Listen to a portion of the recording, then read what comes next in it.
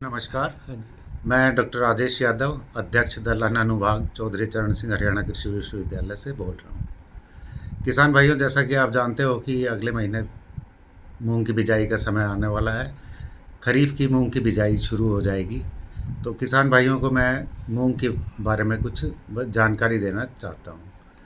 हमारे विश्वविद्यालय ने अनेकों मूंग की किस्में बनाई हैं, तैयार की हैं और उनका बीज भी भरपूर मात्रा में उपलब्ध कराने की कोशिश की जा रही है।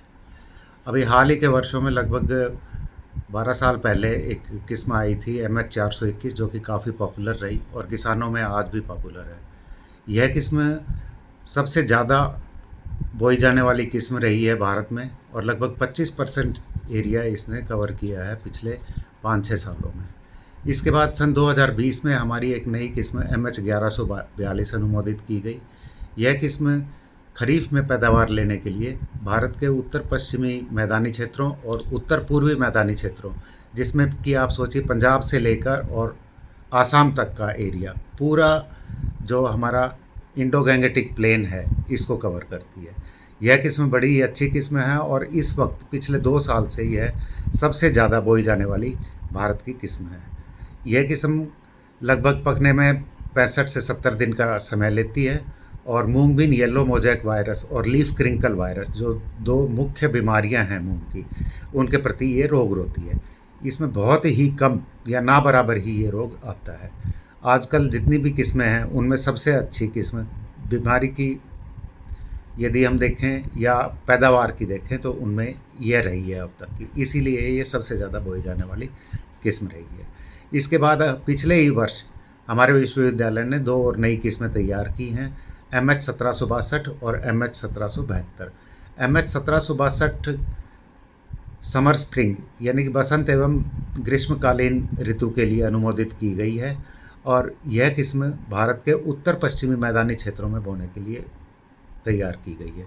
यह किस्म भी पीला मोजैक और लीफ क्रिंकल वायरस दोनों ही रोगों की रोगरोधी है और बड़ी ही अच्छी पैदावार देती है। MH 421 अब पुरानी हो चुकी है, किस्म 10 साल से अधिक हो गए हैं, तो इसलिए उसको सीड चेन से निकालना होगा। यह किस्म उससे लगभग 10 से 15% अधिक पैदावार देती है और पूर्णतया रोगरोधी है। तो इस साल से इसका बीज भी उपलब्ध कराने के विश्वविद्यालय पूरा प्रयास करेगा और किसानों तक अधिक से अधिक बीज पहुँचे, इसके लिए विश्वविद्यालय ने कुछ प्राइवेट कंपनीज से भी अनुबंध किया है ताकि वो बीज किसानों तक प्योर सीड पहुंचा सके। दूसरी किस्म जो पिछले साल अनुमोदित की गई है वह है MH 1772। यह किस्म भारत के उत्तर पूर्वी मैदानी क्षेत्रों के लिए अनुमोदित की गई है तथा खरीफ में बोई जाने वाली किस्म है। भारत के उत्तर पूर्वी मैदानी क्षेत्रों में पिछले बहुत वर्षों से कोई भी अच्छी किस्म नहीं अनुमोदित की गई थी और जो पुरानी किस्में थी वो लगभग सभी रोगों के लिए अपना रोगरोधीपन खो चुकी थी। तो अब यह किस्म उनका स्थान लेगी और धीरे धीरे इसकी भी मांग हमें बीज की मिलने लगी है। इस किस्म का भी प्राइवेट कंपनीज़ के साथ अनुबंध किया गया है बीज तैयार करने के लिए और प्राइवेट कंपनीज़ भी और विश्वविद्यालय भी अपनी तरफ से पूरी कोशिश करेंगे कि अधिक से अधिक प्योर सीड किसानों तक पहुंचाया जा सके।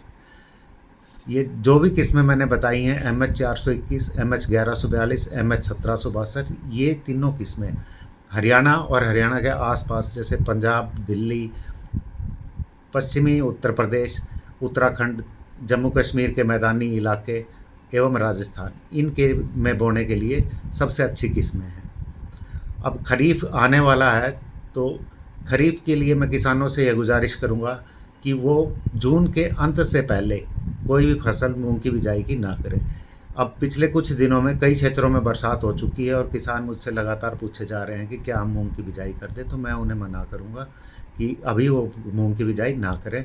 अभी 1 महीना और लगभग इंतजार करें, या तो जून के अंत में बोएं या जो बरसात पर निर्भर करते हैं वो मानसून के आने पर बोएं। अब की बोई हुई फसल में कीड़ों का प्रकोप होने के बहुत ज़्यादा चांसेस हैं और दूसरा, जब फसल में फलियां बननी शुरू होंगी उस टाइम पे बरसात होने के ज़्यादा चांसेस है, उससे फसल को बर्बाद होने के ज़्यादा चांसेस है। जो 421 और MH 1762 मैंने बताई थी, जो कि ग्रीष्मकालीन पैदावार के लिए अनुमोदित की गई है, उनकी बिजाई का समय मध्य मार्च से लेके अप्रैल 10 तक का है। तो इसी दौरान उनकी बिजाई करें। और मैं किसानों से यह भी प्रार्थना करता हूँ कि 10 या 15 अप्रैल के बाद और जून के अंत तक बीच में कभी भी मूंग की बिजाई ना करें। यदि आप बिजाई करेंगे तो उससे नुकसान होने के बहुत ज़्यादा चांसेस हैं, और फसल बर्बाद होने से किसान को आर्थिक समस्या तो होगी ही होगी, और दूसरा कीड़ों को, जो कि इन फसलों के ऊपर काफ़ी मात्रा में आते हैं, उनको लगातार हर स्टेज की फसल मिलती रहेगी, जिससे वो आगे आने वाली फसलों को भी और ज़्यादा नुकसान पहुंचाएंगे। तो कीड़ों का भी जो साइकिल है, रिप्रोडक्टिव साइकिल है, प्रजनन प्रक्रिया है, उसको बीच में अवरोधित करने के लिए बीच में ये 1.5 महीने का गैप देना बहुत ही आवश्यक है।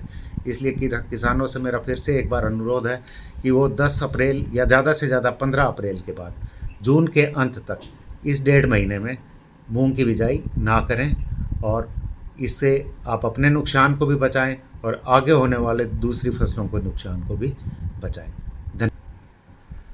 मैं किसानों को यह भी अवगत कराना चाहूँगा कि विश्वविद्यालय के 4 नंबर गेट पर स्थित किसान सेवा केंद्र के टोल फ्री नंबर पर वो कभी भी कॉल करके वहाँ पे उपलब्ध वैज्ञानिकों से सलाह ले सकते हैं। और यदि उसी समय उन्हें सलाह नहीं मिल पाती है तो वो हमारे से बात करा देंगे आपकी, और आपकी जो भी समस्या है हम उसे तुरंत उसका निदान आपको बताने का कष्ट करेंगे। की वेबसाइट पर उपलब्ध है, और आप उस टोल फ्री नंबर पर बिना पैसे भुगताए आराम से कभी भी किसी भी समय वैज्ञानिक जानकारी ले सकते हैं।